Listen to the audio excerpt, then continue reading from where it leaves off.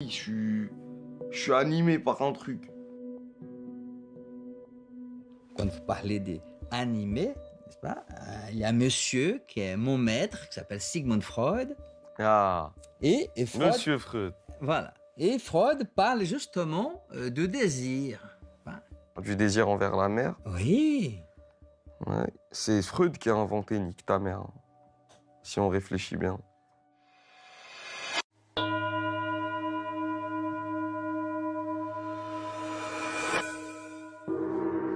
Je m'appelle Fernando Diamorim et je suis psychanalyste.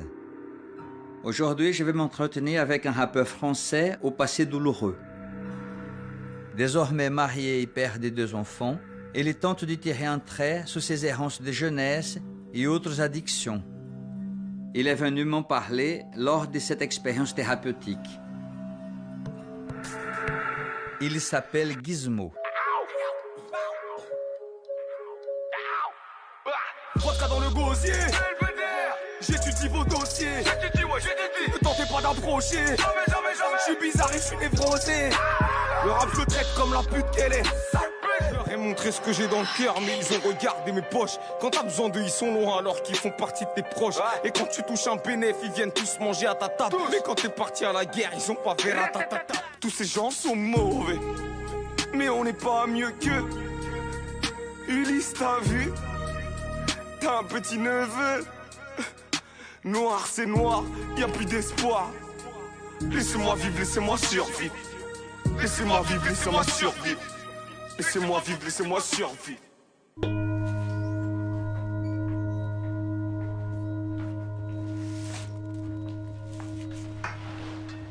Gizmo, asseyez-vous. Prenez place, je vous prie. Vous voulez déposer vos affaires? Non, j'ai toujours mon petit avec moi. Très bien. Petit accessoire. Eh bien, merci d'être là. Merci de me recevoir. Alors, Gizmo, Oui. voilà. C'est votre nom d'artiste. Gizmo, c'est un surnom que ma mère m'a donné quand j'étais tout bébé, qui m'a suivi longtemps. Et quand j'ai commencé la musique, je m'appelais pas Gizmo, j'avais d'autres noms et tout. Lequel? Dites-moi. Je me suis appelé Lams, parce que par rapport à mon prénom, Oui. je m'appelle Mohamed Lamine, donc Lamine, Lams. Après, je me suis appelé Gonzo, bon, pour des raisons un peu plus sombres. Allez-y, dites-moi. En fait, les Gonzo, c'est les films pornographiques où il n'y a pas de scénario. C'est des scènes qui durent 20 minutes et direct, ça rentre dedans. Et j'aimais bien l'image que ça rejetait de direct, hop là, il n'y a pas de préliminaire, de trucs, je casse tout. Moi, c'était ça. C'est un casseur.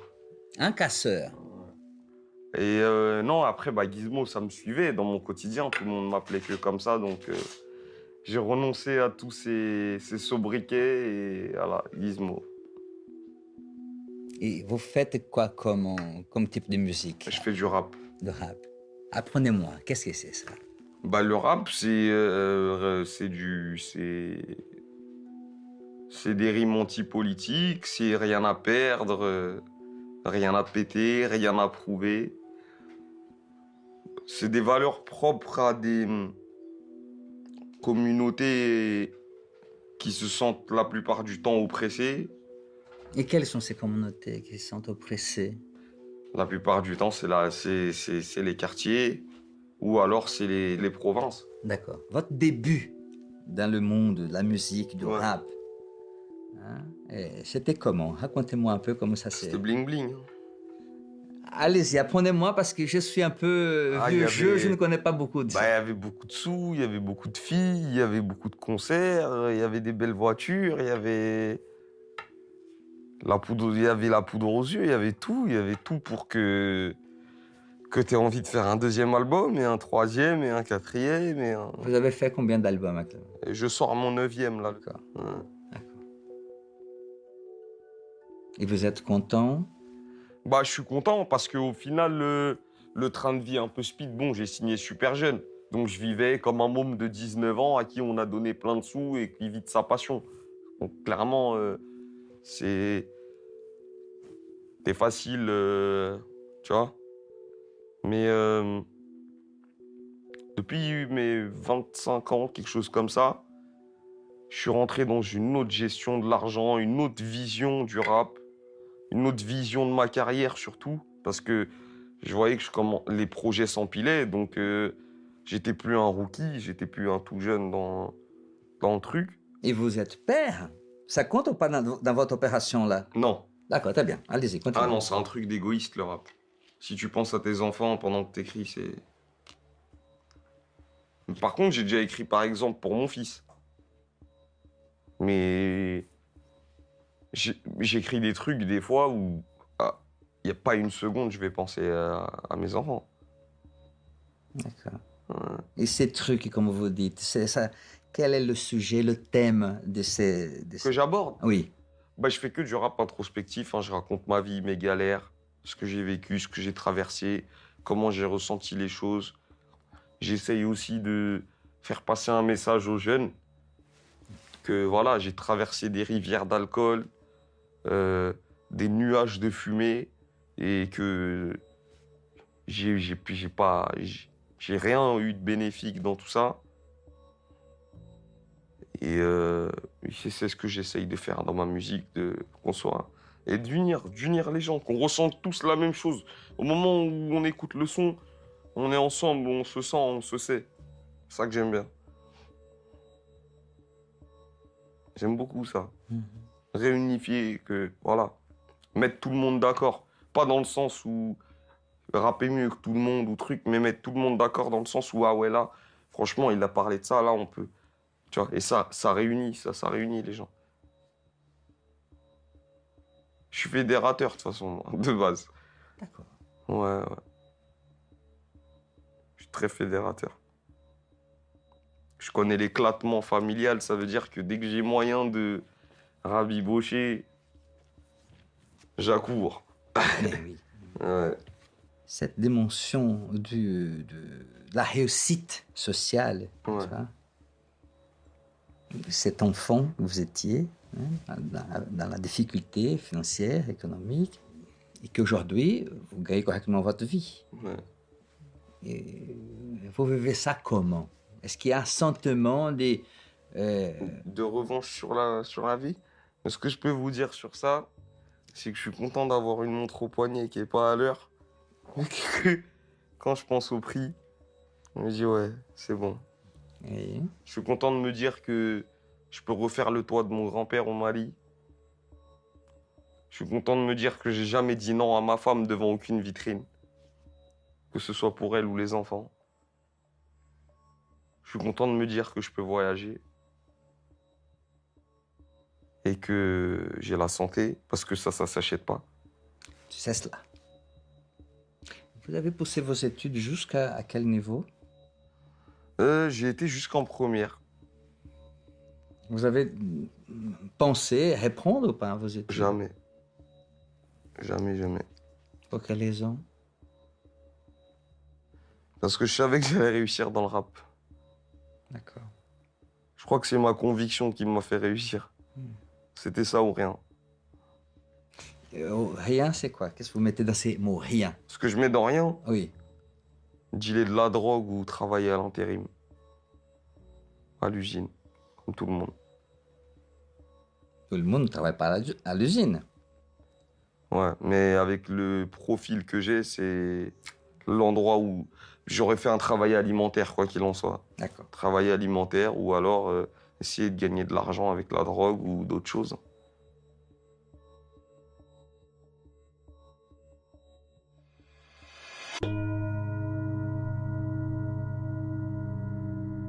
Vous êtes né où? Je suis né à la Pitié-Salpêtrière Ah oui. et j'en ai aucune. J'ai aucune pitié alors que j'y suis né. Envers qui vous n'avez pas de... Envers personne. Parce que je refuse la pitié de tout le monde. Donc j'ai pas envie d'en donner non plus. Mais pour quelle raison refusez-vous la pitié, Parce que Mohamed? je pense que c'est réducteur. Pour moi. J'ai pas envie qu'on ait pitié de moi. J'ai toujours envie d'être propre sur moi. J'ai toujours envie de bien présenter. J'ai toujours envie de montrer que j'ai la tête sur les épaules. J'ai toujours envie de m'instruire, de comprendre, d'apprendre, de discuter, d'échanger. Et il n'y a pas de place pour la pitié dans tout ça. Ah bon? Ouais. Donc vous aimez apprendre. Oui, Qu'est-ce que vous aimez apprendre? tout. C'est-à-dire? J'aime beaucoup déjà la faune. J'aime beaucoup apprendre, j'aime beaucoup lire, j'aime beaucoup... Qu'est-ce que j'aime beaucoup apprendre? Hein, vous aimez étudier, vous aimez Ouais. lire, vous Ouais. aimez... Est-ce que vous continuez d'une manière autre à étudier, d'une manière un peu scolaire, d'une manière... vous étudiez comment? Vous apprenez comment? Aujourd'hui, Oui. j'apprends en regardant beaucoup de reportages animaliers. J'apprends... En ce moment, je suis sur les biopics. Donc des personnages historiques qui ont marqué, que ce soit dans la science ou que ce soit dans l'industrie automobile qui m'intéresse beaucoup. Je sais pas, j'aime bien tout savoir un peu. Même par exemple, un truc tout con, je vais me renseigner sur comment fonctionne Disney. Pourquoi il y a autant d'argent? Alors qu'est-ce qui se passe? Hmm. Je vais voir les reportages, je vais sur des sites, je regarde les forums, les avis des gens, les trucs, des témoignages de gens qui ont travaillé là-bas. Et voilà, des trucs comme ça. Et puis lire aussi, ça fait du bien. Oui. Vous avez des auteurs ou des poètes préférés? Poète préféré, non. Si je vous balance un mot, par exemple, Monsieur de La Fontaine, par exemple, Jean de La Fontaine. Ouais, bah Jean de La Fontaine, j'ai détourné une de ses fables Ah, il serait ravi. qui s'appelle Le Corbeau et le Renard Mais oui. et je l'ai appelé Le Toxo et le Crevard.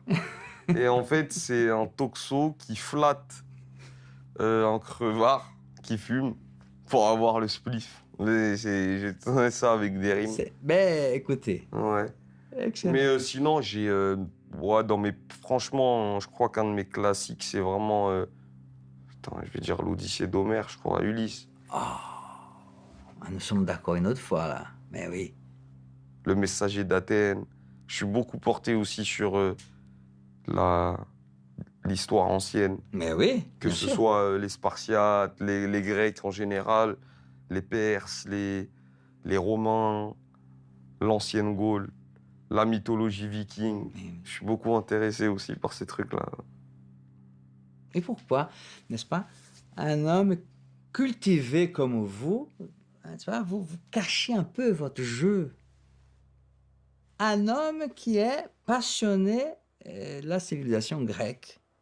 Un homme qui aime Homère, qui taquine Monsieur La Fontaine. Comment pouvez-vous un peu me renseigner sur cet homme qui est d'une très grande sensibilité, de toute évidence, qui aime lire, qui aime la culture, et pourquoi vous freinez tellement, avec tellement de puissance? Parce que c'est mon moteur, la rage. Si j'ai pas la rage, j'ai l'impression que je suis plus moi, je suis... Ah, mais ça, vous ne savez rien, c'est une hypothèse. Vous pensez que c'est comme ça, cette rage vous fait écrire bien au point d'y vendre des albums, etc. etc. Ouais. Oui. Tout de même, quand vous parlez, je sens une poésie, voyez-vous? Et on sent qu'il a une articulation poétique très importante. Ouais, j'ai commencé à écrire. En écrivant des poèmes, j'ai pas commencé à écrire en écrivant du rap. Un jour, une heure de colle au collège à Jacques-Yves Cousteau. Hop, je me suis mis à essayer de faire des rimes. Sans rythme ou truc, mais j'essayais que ce soit joli, quoi, que ce soit bien écrit. Voilà. Peut-être ça vient de là. Les tournures, ça me connaît, les figures de style et puis tous ces trucs-là, j'ai étudié. Et c'est intéressant parce que quand nous avons commencé à parler aujourd'hui, vous vous êtes présenté de manière très aride. Ouais. La première image, c'était justement de quelqu'un qui défonce. Vous avez fait avec une très grande violence. Et là,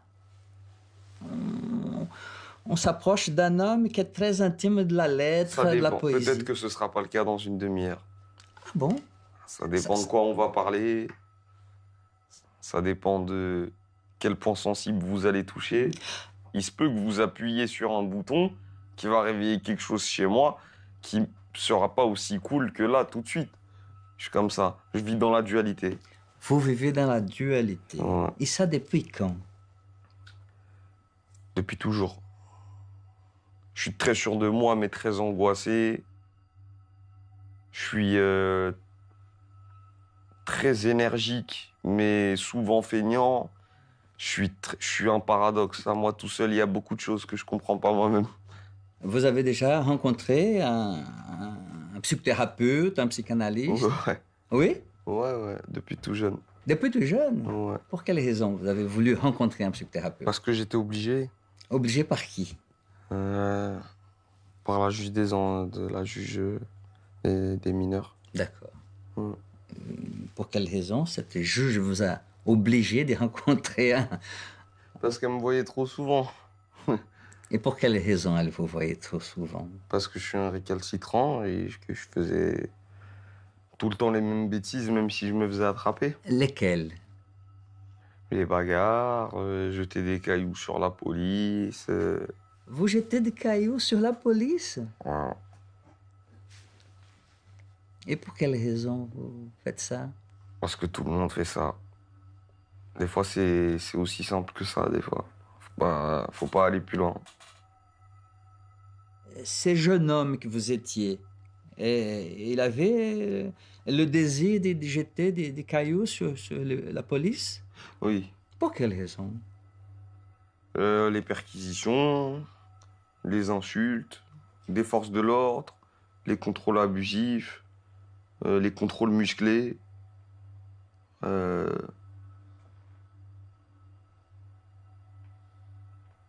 Et puis je pense qu'à cet âge-là, on est un peu rebelle aussi. Et puis, Rebelle contre qui? d'abord contre les parents, je pense. Je pense que ça vient des parents en premier. Dites-moi un peu, c'était comment? Moi, mon père, c'était un voyou. Et ma mère, c'est une femme très intelligente qui a fait l'internat à Paris, qui a commencé des études de joaillerie, qui se sont arrêtées parce que, voilà, manque de moyens, de trucs et tout. Et puis, très vite, moi, quand je nais, mon père, il va en prison, donc je le connais pas. Et je suis qu'avec ma mère. Ma mère, elle peut pas bien s'occuper de moi parce qu'elle est jeune, qu'elle doit faire encore ses études, des trucs et tout. Elle me laisse avec sa sœur, qui va devenir ma mère, que j'appelle encore aujourd'hui maman. Donc c'était bousculé, hein. C'était l'instabilité, j'ai beaucoup connu. Mais je pense que c'est dans l'instabilité justement que j'ai trouvé cette rigueur, de pas me laisser aller, et de pas me laisser dépasser, parce que c'est pas à mon environnement de façonner ce que je dois être. C'est à moi de décider et j'ai décidé autrement. Mais c'est vrai que je faisais beaucoup de bêtises et puis Qu'est-ce que vous appelez bêtise? voler des motos, se bagarrer, vendre du shit, je sais pas moi, plein de trucs de jeunes quoi. Ne pas rentrer à la maison pendant 2 jours et pas donner de nouvelles. Quoi d'autre?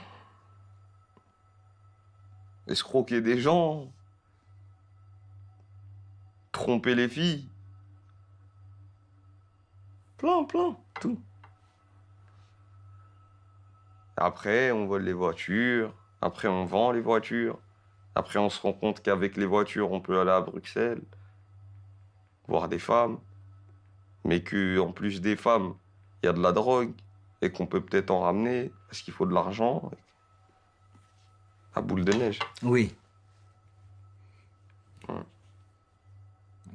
Qu'est-ce qui a stoppé cette boule de neige, comme vous avez si bien dit? Quitter l'environnement qui a créé la boule de neige. Très important ça. C'est quitter l'environnement qui a créé la boule de neige. Les copains, les influences, avoir l'impression de toujours avoir quelque chose à prouver, de devoir avoir toujours plus d'argent, d'avoir toujours une belle voiture, et tout ça, quand on travaille pas, il faut faire ce qu'il y a à faire. Et quand on laisse tout ça et qu'on se dit, bon, je me marie, je fais des enfants, ça s'en va tout seul. Puis voilà. C'est ça, quand je vous dis, ça vous sort de l'environnement. Aujourd'hui, je dois m'occuper de mes enfants, de ma femme, faire des activités avec eux, être à certaines heures à la maison parce que je vais pas laisser mon foyer comme ça et faire la bringue dehors, c'est hors de question. Donc forcément, ça change le train de vie, hein. Et ça responsabilise. Et surtout, je pense que ça rehausse l'estime de soi-même, Oui. de se montrer qu'on est capable de gérer ça. C'est très bien dit ça Parce aussi. que les responsabilités, il y a des personnes qui étaient censées les prendre avec moi qui les ont jamais prises. C'est cela. Et aujourd'hui, j'ai un sens des responsabilités qui est peut-être hyperbolé Exactement. parce qu'il était moindre et presque inexistant quand j'en avais besoin. Oui. C'est ça aussi. Oui. Madame est pour quelque chose, ou les enfants, ou les trois? Ouais. Non, plus madame, beaucoup de discussions, beaucoup... Je suis très complice avec ma femme, je lui confie tout. Je suis très complice avec elle et elle connaît mes forces, mes faiblesses, mes pires cauchemars, mes plus beaux rêves, tout. C'est mon gars sûr. Voilà, comme on dit dans la rue, c'est mon Joe, c'est mon poteau. Et ouais, je pense que la haine, ça part comme ça, en discutant, en se livrant, en se mettant à nu devant quelqu'un qui dira jamais rien à personne. C'est rare, ça. Ah oui.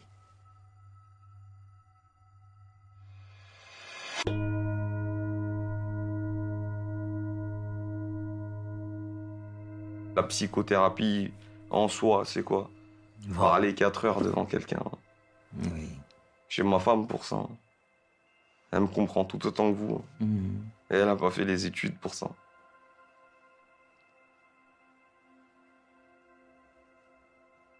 Mais mon intention, ce n'est pas de vous comprendre. C'est, je me suis mis à votre disposition Oui. pour que peut-être vous puissiez sortir de cette rencontre un peu renseigné sur vous-même. Non, mais je suis quelqu'un de très introspectif. Donc, C'est-à-dire? C'est-à-dire que je me parle à moi-même beaucoup. Voilà. Je pense pas être fou ou schizophrène, mais je me dis beaucoup de choses. Ce n'est pas le diagnostic. Je rectifie le tir sur beaucoup de choses. Et voilà, je suis comme ça. Donc, m'aider à comprendre des trucs que je sais déjà, non. En parler, peut-être que c'est libérateur, mais je les ai déjà compris. Mes lacunes, mes rancœurs, mes faiblesses, mes doutes. Rancœur? Beaucoup. Envers qui? Envers ma mère, envers mon père, envers l'ancien mari de ma mère, envers la sœur de ma mère qui m'a élevé, envers plein de gens, envers des amis à qui j'ai fait confiance, envers... Voilà, rancœur, beaucoup. Donc, rancune envers votre mère. On va dire, sans rentrer dans les détails, que ma mère, elle a fait beaucoup de choix quand j'étais petit, qui m'ont bousillé, je pense, de par son âge déjà, et par le manque d'expérience d'être mère, parce que je suis son premier enfant. Donc c'est des choses que, aujourd'hui, j'essaye de pardonner et que j'arrive de mieux en mieux à pardonner, mais elle a fait beaucoup de choix pour elle, plus que pour ses enfants. Et aujourd'hui, je suis père, et je me rends compte de la dévotion que j'ai pour mes enfants. Et ça me fait bizarre de pas l'avoir ressenti, moi, ça. J'ai pas ressenti la dévotion. Ni de mon père qui était derrière les barreaux, ni de ma mère qui était à l'étranger, ni de son mec qui a ramené son pack de Henken. Personne.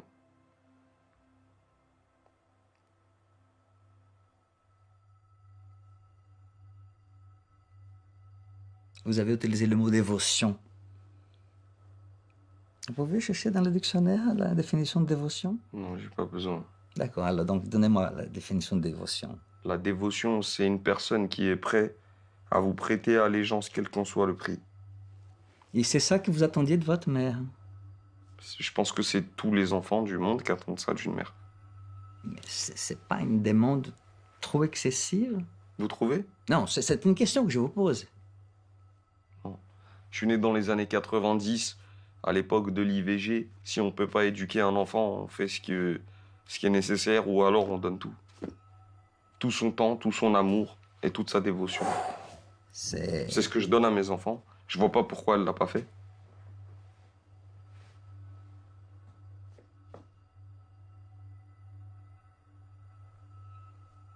Que je sois capable de le faire sans l'avoir reçu et qu'elle ne l'ait pas fait, c'est normal.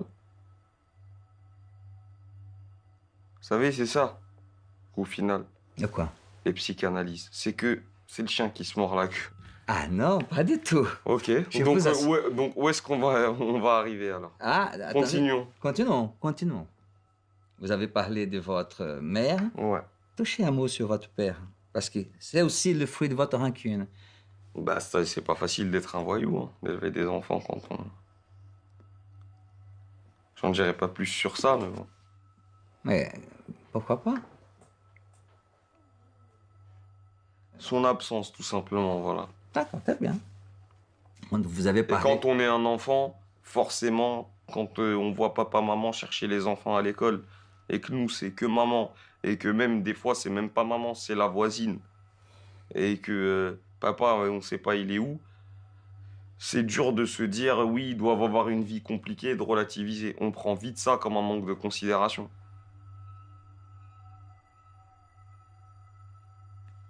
C'est aussi simple que ça.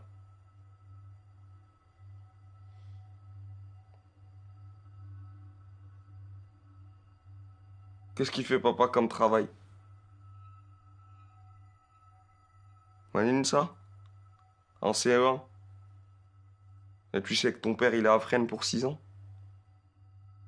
C'était comment pour l'enfant?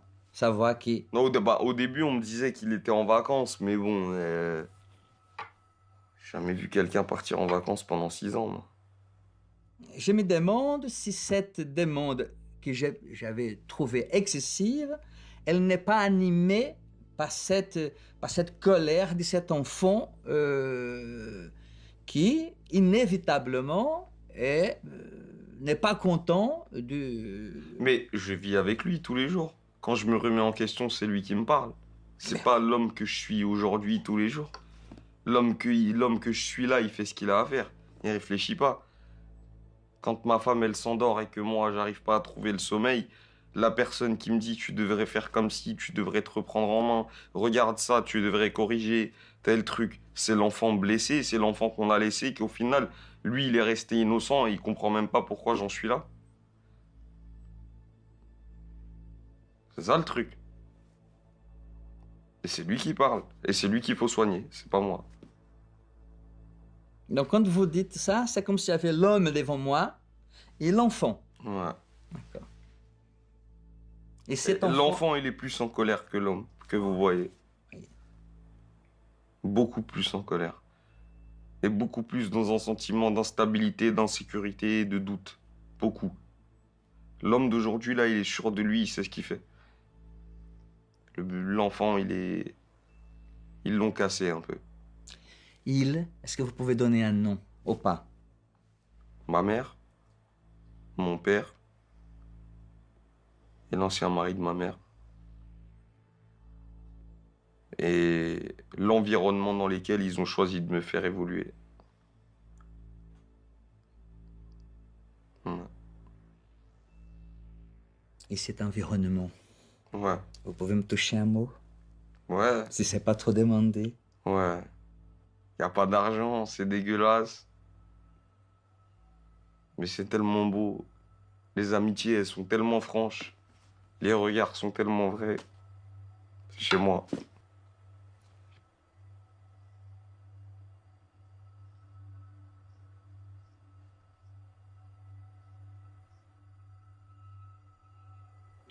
Je suis Allez, content. Mais bien sûr que vous êtes content. Mais oui.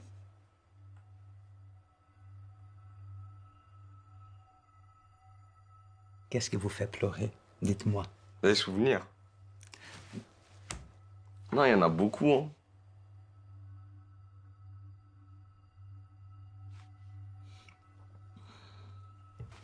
Il y en a beaucoup. Et c'est le dernier qui me fait pleurer. Parce qu'il a quelques jours et il est dur. On a perdu un grand monsieur du quartier, moi ça me...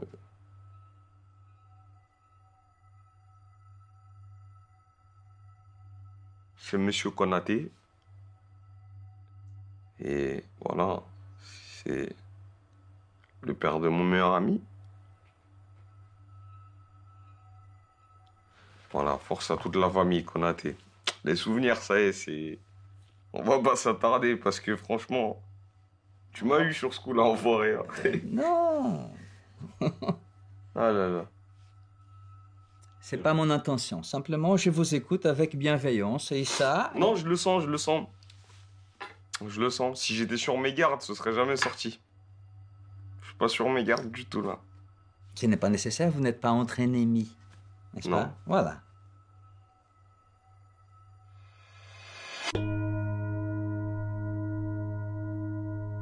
Le décès de l'ancien et tout, ça nous avait...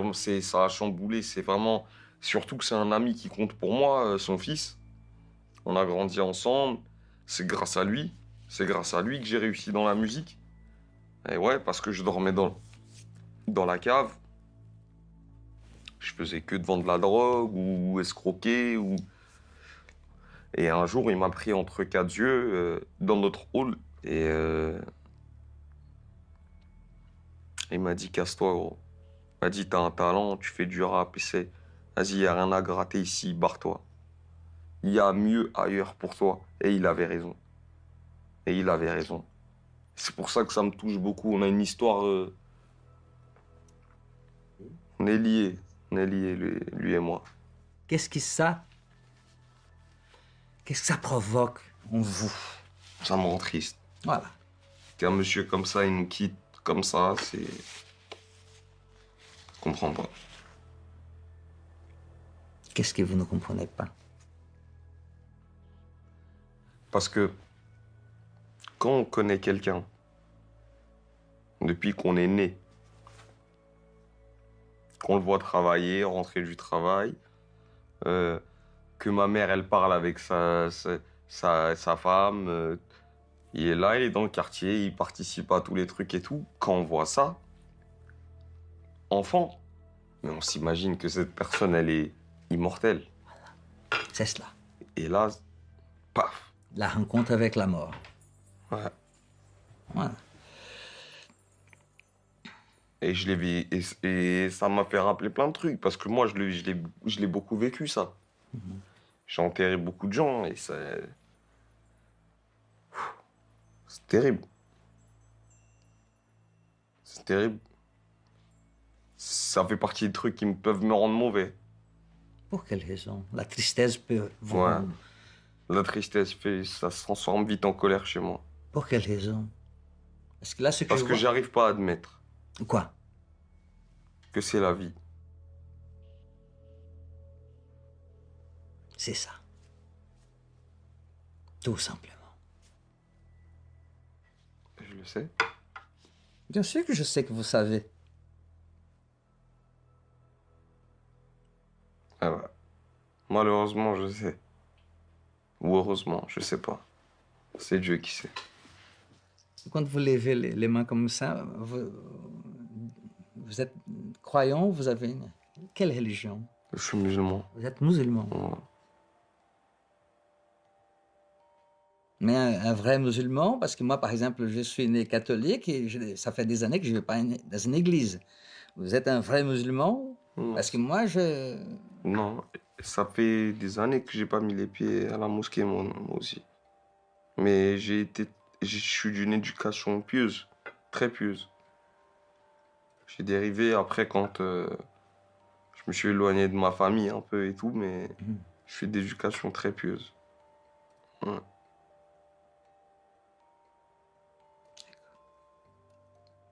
Et ça vous aide un peu, la religion, à calmer un peu cette colère ou pas du tout? Ça m'aide à relativiser. Calmer la colère, c'est dur, mais relativiser, c'est possible. D'accord. Ouais. Donc, elle a une fonction. Bien sûr. Hein? La religion, elle a Bien cette sûr. fonction de calmer un peu Bah, à partir du moment où on sait qu'au-dessus de nos têtes, il y a beaucoup plus important que nous, et qu'au final, on est insignifiant si on n'aide pas les autres ou si on ne sert pas à quelque chose, je pense que ça aide dans la vie de tout le monde. Je pense que tout est une question d'énergie. C'est-à-dire? C'est-à-dire que si vous donnez de l'argent quand vous en avez, vous en recevrez. Quand vous nourrissez les pauvres, vous mangerez mieux demain. Il faut fluidifier tout ça. Il ne faut pas rester sur soi-même et se prendre pour un loup solitaire. Ça dure qu'un temps. Il faut fluidifier les choses, c'est une question d'énergie. Quand tu es fluide avec tout, que tout est redistribué à sa juste valeur, impeccable. C'est comme ça ma meilleure conception de la vie. Voilà. C'est vrai que j'aime pas les arnaques, les trucs. J'ai arrêté. J'étais beaucoup arnaqueur, moi. Oui, c'est ça. Dans ma jeunesse, oui. Oui. Mais dans la jeunesse, beaucoup des gens font des... J'étais voleur, arnaqueur, menteur, tout. Oui. Ouais. À un moment donné, vous avez parlé justement des taquineries. Oui. Vous avez vécu ces genres de choses? Moi, j'ai subi les moqueries parce que Pour quelle raison? j'ai un grand frère qui est autiste. Et ouais, il y a déjà eu des moqueries. Et vous avez vécu ça comment?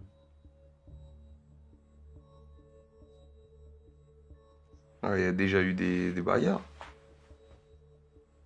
Pour défendre votre grand frère. C'est votre grand frère. Mmh.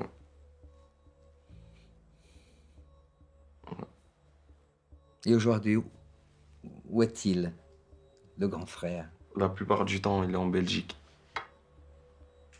Dans un institut qui s'occupe bien de lui et tout. Où tous les autistes ils peuvent évoluer dans un milieu qui leur est favorable. Parce que l'école où il est testé, ça devenait plus possible. On a eu ces moqueries. Ouais.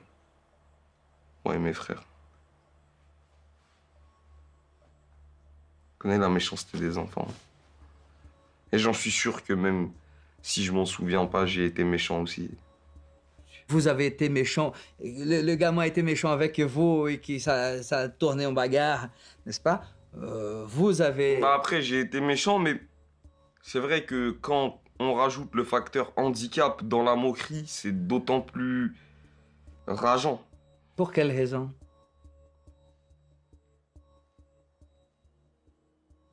Le rageant, là, que vous dites, on dirait que ça soit Parce que d'autres... je l'aime à la folie.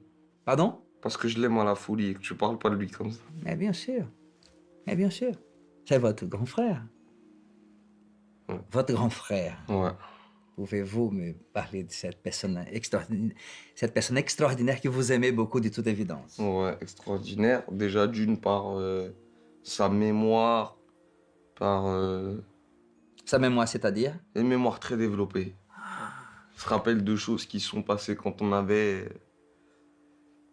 pas l'âge de son souvenir.